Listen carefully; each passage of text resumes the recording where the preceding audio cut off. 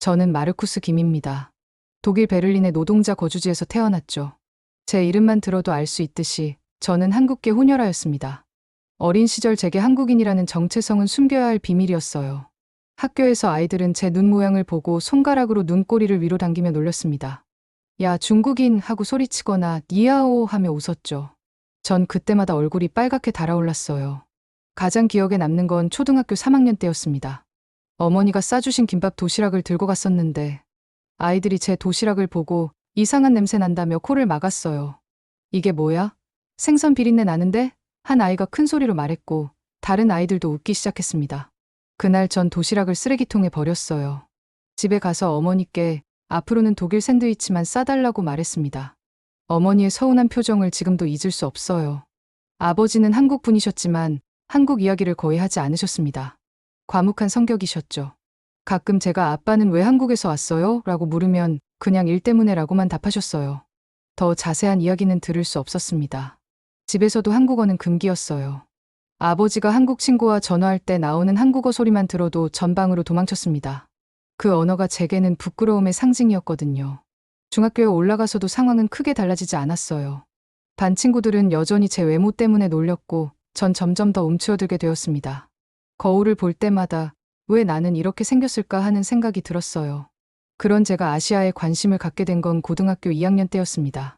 경제 수업에서 선생님이 21세기는 아시아의 시대라고 말씀하셨거든요. 특히 일본 기술혁신에 대한 이야기를 들으면서 생각했죠. 아시아에서 성공하려면 일본이다. 그때부터 전 일본어를 독학하기 시작했습니다. 도서관에서 일본어 교재를 빌려와 혼자 공부했어요. 발음이 어려웠지만 포기하지 않았습니다. 일본어만 잘하면 제 아시아계 외모가 오히려 장점이 될 수 있다고 생각했거든요. 대학교 3학년이 되자 교환학생 기회가 생겼습니다. 전 망설임 없이 일본 도쿄의 와세다 대학교를 선택했어요. 친구들은 왜 하필 일본이야? 라고 물었지만 전 확신했습니다. 일본이 미래다. 거기서 성공할 거야.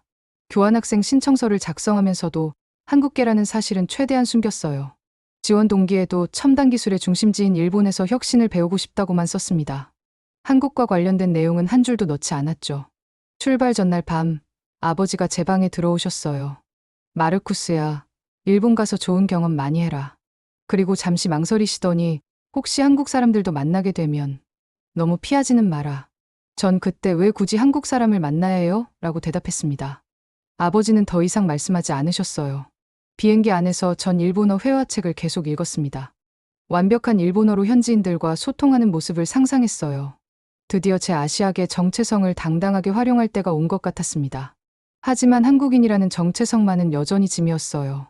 도쿄에서도 절대 들키지 않을 거라고 다짐했습니다. 전 그저 독일에서 온 교환학생일 뿐이었거든요. 공항에 도착했을 때의 설렘을 지금도 기억해요. 드디어 새로운 시작이었습니다. 한국인 마르쿠스 김이 아닌 그냥 마르쿠스로 살 수 있는 곳 말이에요. 나리타 공항에서 나오자마자 전 흥분을 감출 수 없었습니다. 드디어 꿈에 그리던 일본 땅을 밟은 거였죠. 공항 밖으로 나가는 길에 일본어 간판들이 눈에 들어왔어요. 그동안 책으로만 보던 히라가나와 가타카나가 실제로 거리 곳곳에 펼쳐져 있었습니다. 전철을 타고 와세다 대학교로 향하는 길이었어요. 창밖으로 보이는 도쿄의 모습이 정말 인상적이었습니다. 드디어 여기까지 왔구나 하는 생각에 가슴이 벅찼죠. 기숙사에 짐을 풀고 나서 근처를 둘러보기로 했습니다. 대학가 특유의 활기찬 분위기가 좋았어요. 여러 카페와 식당들이 즐비했고 젊은 학생들로 북적였습니다. 한 카페 앞에서 발걸음을 멈췄어요. 분위기가 좋아 보여서 들어가려고 했는데 그때였습니다. 안녕하세요.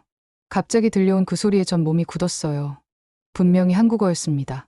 제가 그토록 피하려 했던 바로 그 언어 말이죠. 카페 안쪽 테이블에 앉은 커플이 보였습니다. 남자는 일본인 같았고 여자는 한국인이었어요.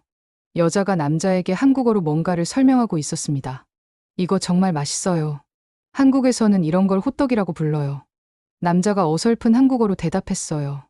호떡 무즈카시 데스. 여자가 웃으며 말했습니다. 괜찮아요. 천천히 배우면 돼요. 전 그 자리에서 움직일 수 없었어요.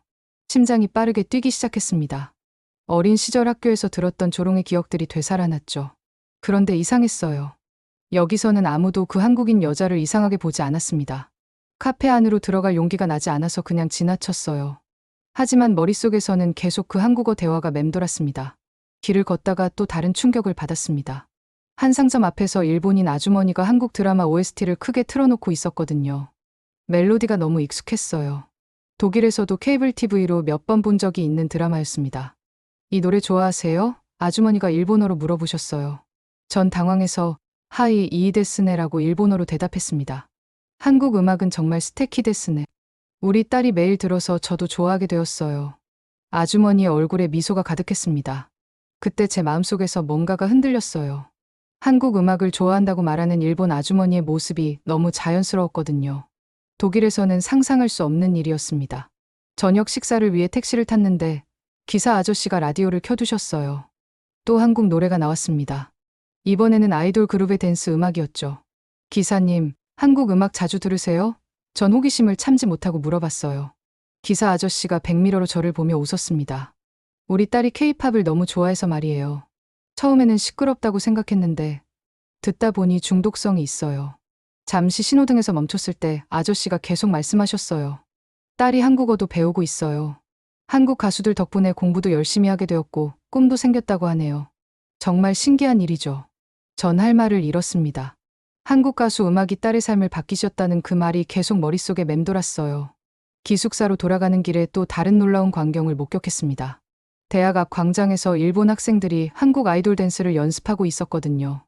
음악에 맞춰 완벽하게 안무를 따라하는 모습이 정말 인상적이었어요.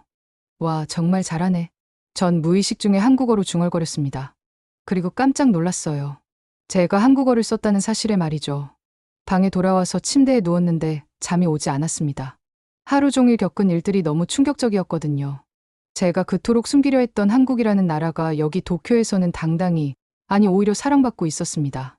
독일에서는 한국인이라는 게 부끄러운 일이었는데 여기서는 완전히 다른 대접을 받고 있었어요. 사람들이 한국 문화를 동경하고 한국어를 배우려 하고 한국 음악을 즐겨 듣고 있었습니다. 내가 뭘 잘못 생각하고 있었던 걸까? 그런 의문이 들기 시작했어요. 다음 날 아침 첫 수업을 위해 강의실로 향했습니다. 수업 제목은 아시아 문화 마케팅이었어요. 제가 가장 기대했던 수업이었죠. 아시아 시장에서의 마케팅과 비즈니스 전략을 배울 수 있을 거라고 생각했거든요. 강의실에 들어서니 이미 많은 학생들이 앉아 있었습니다. 대부분 일본인 학생들이었고 몇몇 외국인 교환학생들도 보였어요. 전 뒷자리에 조용히 앉았습니다. 교수님이 들어오셨어요. 중년의 일본인 남성이셨는데 영어로 수업을 진행하신다고 하셨습니다. 오늘은 아시아 시장에서 가장 성공적인 문화 마케팅 사례들을 살펴보겠습니다. 전 노트북을 꺼내며 기대에 부풀었어요. 드디어 실용적인 비즈니스 지식을 배울 수 있겠구나 싶었거든요. 교수님이 첫 번째 질문을 던지셨습니다. 지난 20년간 일본 시장에 가장 큰 영향을 미친 해외 문화는 무엇이라고 생각하십니까?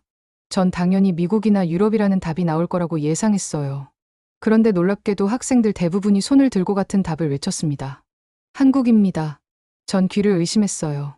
정말 한국이라고 말한 건가요? 교수님이 웃으시며 고개를 끄덕이셨습니다. 맞습니다. 한국이죠. 이제 그 이유를 구체적으로 살펴보겠습니다. 스크린에 첫 번째 슬라이드가 떴어요. 한류의 일본 시장 혁명이라는 제목이었습니다. 교수님이 설명을 시작하셨어요. 2000년대 초한국 드라마 겨울연가가 일본에 방영되면서 모든 것이 바뀌었습니다. 이전까지 일본 소비자들은 서구 문화만을 선호했는데 갑자기 한국 제품에 열광하기 시작했어요. 다음 슬라이드에는 화장품 광고들이 나왔습니다. 모두 한국 브랜드들이었어요. 한국 화장품 브랜드들이 일본 시장에서 어떻게 성공했는지 보세요. 그들은 단순히 제품을 파는 게 아니라 라이프 스타일을 팔았습니다. 제 옆에 앉은 일본인 여학생이 작은 소리로 혼토니 소노토 오리데스라고 중얼거렸어요. 교수님이 계속 설명하셨습니다. 한국 브랜드들의 마케팅 전략은 혁신적이었어요. 감성적 스토리텔링, 스타 마케팅, 그리고 무엇보다 한국적인 것을 당당하게 내세웠죠. 스크린에 패션 브랜드 광고들이 나타났어요. 이것도 모두 한국 브랜드들이었습니다. 한국 패션 브랜드들도 마찬가지예요. 그들은 K-패션이라는 새로운 스타일 코드를 만들어냈습니다. 전 점점 당황스러워졌어요. 수업 내용이 온통 한국 이야기뿐이었거든요. 음식업계는 어떨까요? 교수님이 다음 슬라이드를 보여주셨어요. 일본 내 한국 음식점들의 성장 그래프였습니다. 치킨, 떡볶이, 김치찌개. 이런 음식들이 일본 젊은이들의 새로운 소울푸드가 되었어요. 한 남학생이 손을 들고 말했습니다. 교수님, 저희 동네에만 한국 음식점이 5개나 있어요. 항상 줄 서서 기다려야 해요. 교수님이 웃으셨어요. 바로 그겁니다. 한국 음식이 단순한 외국 음식이 아니라 일본 젊은이들의 문화가 된 거예요. 전 심장이 빠르게 뛰는 걸 느꼈습니다. 어린 시절 김밥 도시락 때문에 놀림받았던 기억이 떠올랐어요. 그런데 여기서는 한국 음식이 트렌디한 것, 멋진 것으로 여겨지고 있었습니다. 교수님이 더 충격적인 사실을 알려주셨어요. 한국 드라마와 K-팝의 영향으로 일본 젊은이들의 소비 패턴까지 바뀌었습니다. 미니멀한 디자인, 감성적인 패키징, 스토리가 있는 브랜딩. 이 모든 것이 한국식 마케팅에서 나온 거예요. 수업이 끝나자 전 황급히 강의실을 나왔습니다. 복도에서 숨을 고르며 생각에 잠겼어요. 내가 이토록 외면했던 나라가 이토록 중심에 있었다니. 그 순간 제 안에서 뭔가가 무너지는 걸 느꼈습니다. 지금까지 제가 믿어왔던 모든 것들이 흔들리기 시작했어요. 그날 오후, 전 도서관으로 향했습니다. 수업에서 받은 충격을 정리하고 싶었거든요. 도서관 3층에 조용한 열람실이 있다고 들었어요. 계단을 올라가다가 2층에서 이상한 소리가 들렸습니다. 여러 명이 함께 뭔가를 따라 읽는 소리였어요. 호기심에 소리가 나는 쪽으로 가봤습니다. 한 작은 세미나실 문이 열려 있었어요. 안을 살짝 들여다보니 일본인 학생들 8명 정도가 둘러앉아 있었습니다. 그런데 그들이 읽고 있는 건 안녕하세요. 저는 다나카입니다. 만나서 반갑습니다. 한국어였어요. 일본인 학생들이 한국어를 연습하고 있었던 겁니다. 전 문 옆에 숨어서 몰래 지켜봤어요. 발음이 어설프긴 했지만 정말 열심히 따라하고 있었습니다. 선생님, 이 발음이 맞나요? 한 여학생이 물어봤어요. 응, 좋아졌어. 하지만 안녕하세요 할 때 새를 좀 더 부드럽게 해봐. 리더 역할을 하는 남학생이 답했습니다. 전 깜짝 놀랐어요. 그 남학생의 한국어 발음이 꽤 정확했거든요. 독일에서 잘한 저보다 나을 정도였습니다. 오늘은 자기소개 연습을 더 해보자. 리더 학생이 말했어요. 한국 드라마에서 자주 나오는 표현들로 한 명씩 돌아가며 자기소개를 했습니다. 안녕하세요. 저는 사토 아카네예요. 20살이고 국제관계학과 학생입니다. 어색하지만 정성스러운 발음이었어요. 전 무의식 중에 따라서 중얼거렸습니다. 안녕하세요. 저는 마르쿠스 김이에요. 그때 깨달았어요. 제가 한국어로 자기소개를 하고 있었다는 걸 말이죠. 그것도 아주 자연스럽게. 다른 세미나실에서도 소리가 들렸어요. 또 다른 한국어 스터디 그룹이 있었던 겁니다. 도서관 안내판을 보니 정말 놀라웠어요. 한국어 학습 그룹이 무려 4개나 등록되어 있었습니다. 세 번째 그룹방 앞을 지나가는데 안에서 한국 노래가 들렸어요. 들어가서 보고 싶었지만 용기가 나지 않았습니다. 다음 날 오후, 전 도서관으로 향했습니다. 어제 밤 다짐했던 대로 한국어 그룹에 참여해보려고요. 하지만 막상 세미나실 앞에 서니 발걸음이 무거워졌어요. 과연 들어가도 될까? 나는 한국계인데 한국어를 못한다고 하면 이상하게 생각하지 않을까? 망설이며 복도를 서성이고 있는데 갑자기 누군가 뒤에서 말을 걸었습니다. 혹시 한국어 공부하러 오신 거예요? 돌아보니 어제 본 여학생이었어요. 한국어 그룹에서 열심히 연습하던 그 학생 말이죠. 아, 네. 그런데 전 어떻게 말해야 할지 몰라 망설였어요. 저는 사토 유키입니다. 처음 보는 얼굴인데 새로 오신 분이세요? 그녀의 목소리는 정말 밝고 활기찼습니다. 네, 저는 마르쿠스입니다. 독일에서 온 교환학생이에요. 유키의 눈이 반짝였어요. 와, 독일이요? 정말 먼 곳에서 오셨네요. 그런데 한국어에 관심이 있으신 거예요? 전 잠시 망설였습니다. 그리고 용기를 내어 말했어요. 사실, 저는 한국계예요. 하지만 한국어를 거의 못해서. 네? 한국계인데 왜 그렇게 슬픈 표정이에요? 유키의 직설적인 질문에 전 당황했어요. 하지만 그녀의 표정에는 악의가 전혀 없었습니다. 순수한 궁금증뿐이었죠. 복잡한 사정이 있어요. 제가 애매하게 대답하자 유키가 고개를 끄덕였어요. 그럼 우리랑 같이 공부해요. 한국어는 정말 재미있거든요. 그녀가 제 팔을 잡고 세미나실로 끌고 갔습니다. 그렇게 전 어영부영 한국어 그룹에 합류하게 되었습니다. 다른 학생들이 저를 따뜻하게 맞아주었어요. 몇 주 후 유키가 제안했어요. 마르쿠스상, 이번 주말에 코리아 페스티벌이 있는데 같이 가요. 코리아 페스티벌이요? 네, 하라주쿠에서 하는 한국 문화 축제예요. 정말 재미있을 거예요. 주말이 되었고 약속 장소에서 유키를 만났습니다. 그녀는 한국 아이돌 스타일로 옷을 입고 있었어요. 지하철을 타고 하라주쿠 역으로 갔습니다. 역에서 나오자마자 놀라운 광경이 펼쳐졌어요. 거대한 한국 국기가 건물에 걸려 있었고 2025 도쿄 코리아 페스티벌이라는 현수막이 곳곳에 보였습니다. 정말 상상도 못했던 규모였어요. 와, 전 입이 다물어지지 않았습니다. 행사장에 들어서니 더욱 충격적이었어요. 한국 화장품, 패션, 음식 부스들이 즐비했고 한복을 입은 스태프들이 방문객들을 맞이하고 있었습니다. 여기서 한국 화장품 체험할 수 있어요. 유키가 흥미진진하게 말했어요.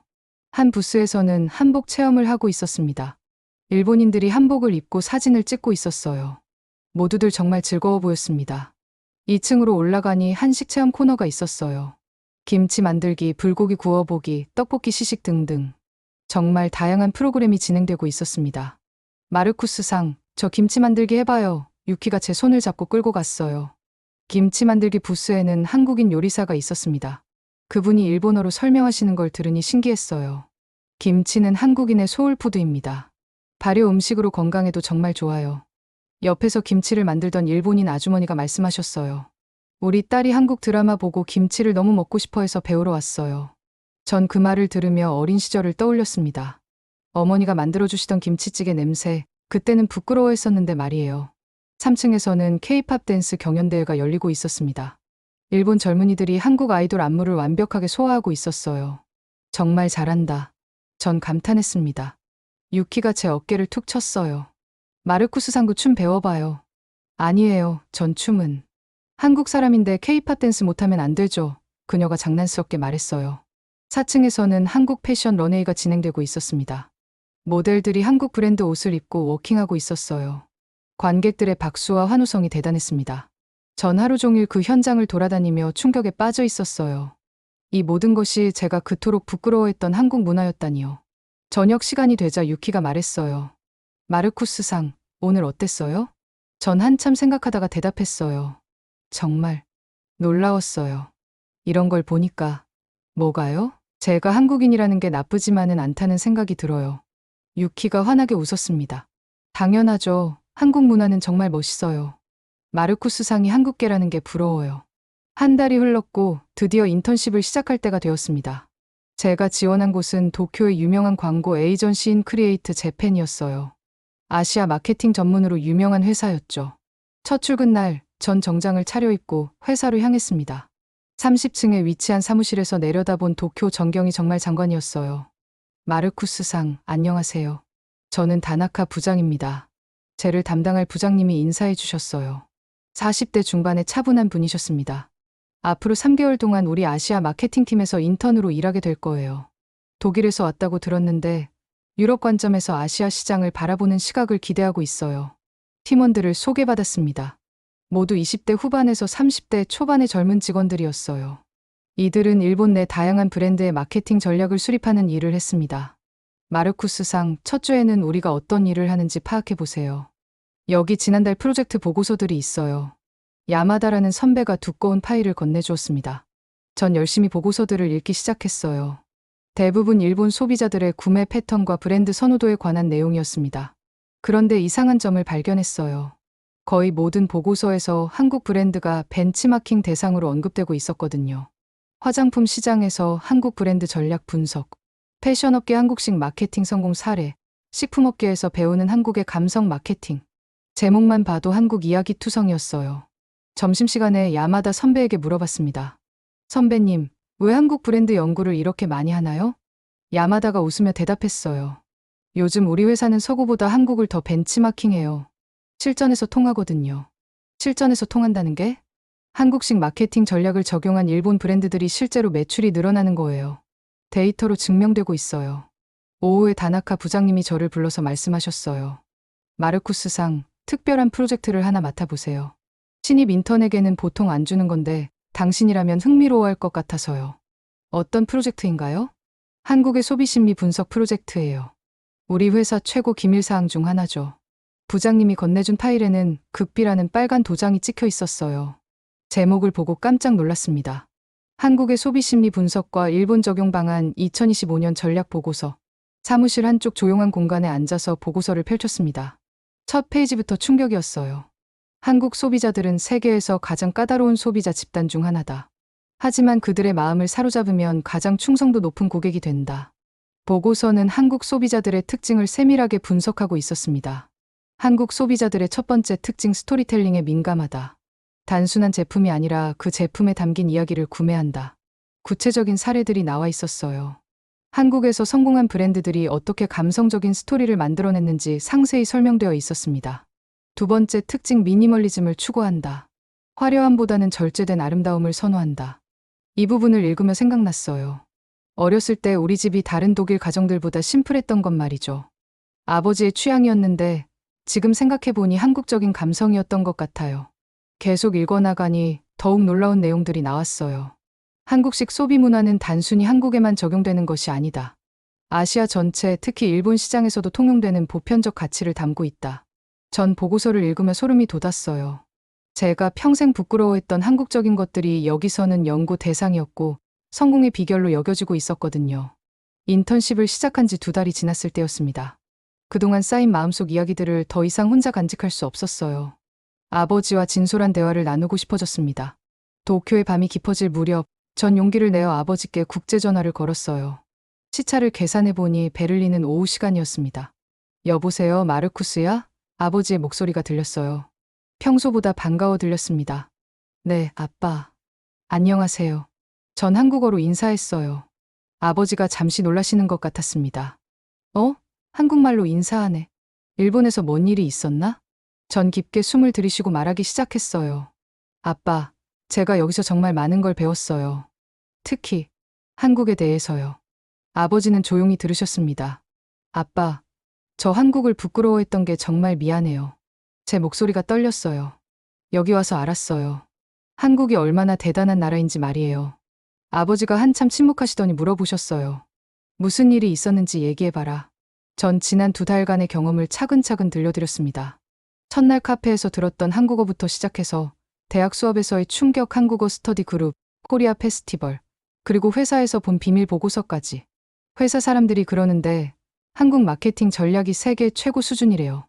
일본 기업들이 모두 한국을 벤치마킹하고 있어요. 아버지가 조용히 들으시다가 말씀하셨어요. 그래, 그랬구나. 아빠, 정말 죄송해요. 그동안 한국을 왜 그렇게 싫어했는지 모르겠어요. 여기서는 모든 사람들이 한국을 동경하는데 그때 아버지의 목소리가 약간 떨리는 걸 느꼈어요. 마르쿠스야, 사실 아빠도 미안하다. 네? 아빠가 왜 미안하세요? 아빠가 한국을 제대로 보여주지 못했구나.